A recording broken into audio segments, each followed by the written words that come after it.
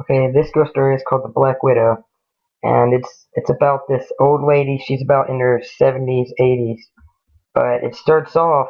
It's the present days is when the story is based on in the year 2012 or 2011, and um, but it's gonna start in 1989. She's this old lady. She's living in this house. She's a widow. She's a widow and everything.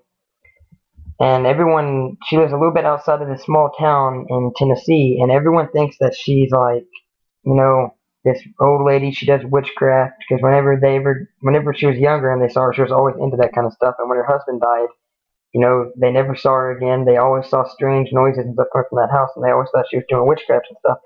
So a group of young boys that was about 10 years old and stuff, they went over to her house. This is the year 1989. They was at her house throwing firecrackers at everything on Halloween, and they would always come around to this house throwing eggs at the house and all that stuff.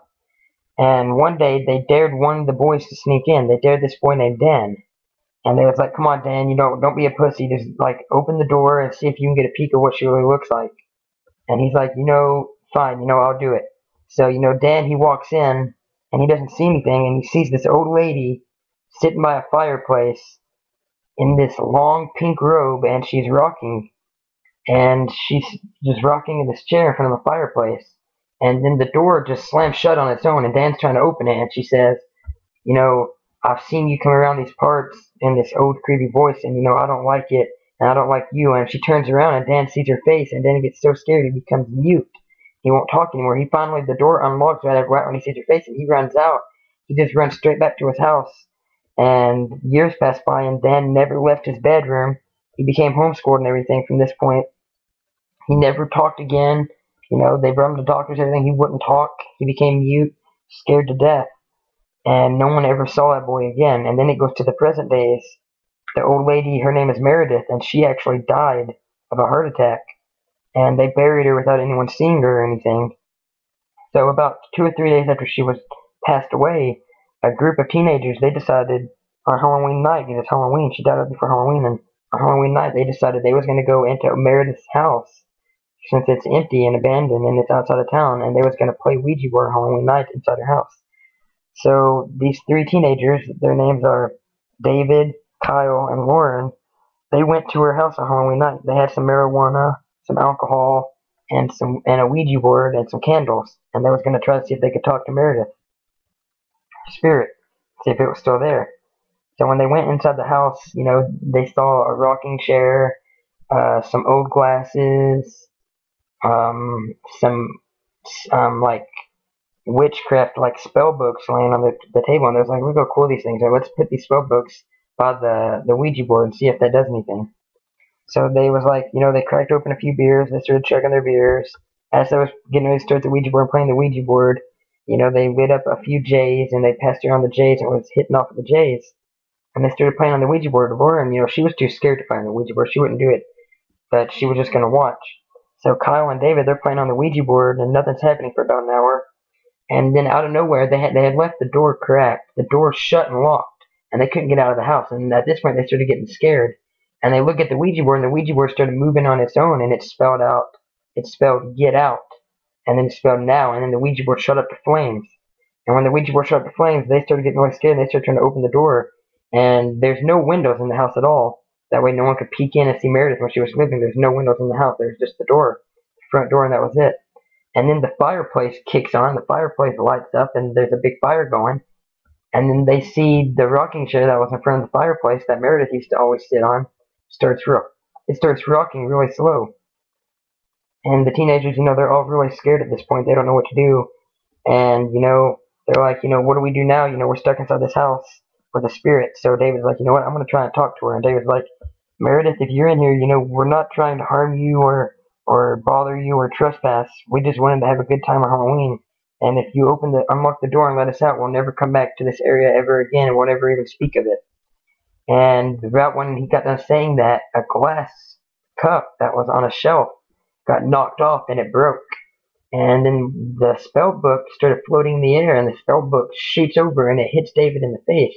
And David falls over and he gets back up. And at this point, David's really scared now, and Kyle and Lauren, they're all scared.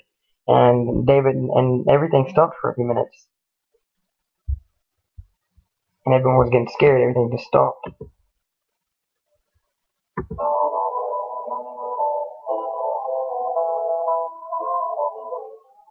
And then Kyle, he's like, okay, you know what? We're gonna break this door down, and we're gonna get out, and we're gonna burn this house down. Well, they couldn't figure a way to do anything. Well, all of the ghost activity and stuff had stopped for about an hour. The door was still locked. They couldn't break it down. Well, now they're hearing footsteps outside of the house, and they're getting a little bit scared. And, they're like, what is that that's going on outside of the house? And Lauren's like, I just want to go home. And then all of a sudden, the door unlocks from outside. It's like it opens up from outside. And when it opens, they see about 5 feet away from the door, they see this big tall guy, and he's standing there. He's a big tall guy, and he's got like a potato sack on his head and a ripped up, shredded up robe, and he's standing there with a kitchen knife, and they're all like, "Who are you? What are you? Are you Meredith? What are you?" And then the guy looks up, and he's staring at them both in the eyes, and he walks inside the house, and he shuts and locks the door, and he walks up to them, and David and Kyle, they immediately attack him, and they start hitting him, and they get him down on a knee, and they're punching him in the face, and he grabs both of them and throws them against the wall. He grabs the girl and throws her against the wall really fast and hard, and he grabs both. He's like standing there with his knife, and he swings up and cuts David's arm, and David falls down, and Kyle runs over and tries to help David, and Kyle runs and tackles this big guy. I don't know who he is, some random strange guy. He tackles the guy to the ground. The guy grabs Kyle and throws him against the wall.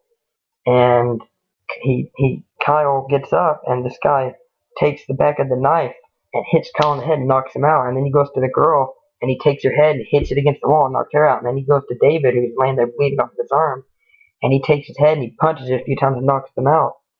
And then they wake up, and they're strapped to the floor of the house, and they got this, salt of like, witchcraft spell things around them, and this guy, he's sitting over them doing spells on them, and he does these spells to like try and possess them, and they're all down there screaming for help, and nothing's helping them, and he starts bringing back dead stuff to them, and what he does is on Lauren, she's down there screaming, and he starts doing this spell to her where her whole stomach just explodes and she dies right there. And David and Kyle, they're like, oh God, no, you gotta get me out of here, I don't want to die. And they're screaming. And the guy walks over to David where he's already bleeding on his arm. He pours this salt in his arm, and David starts screaming because it hurts so bad.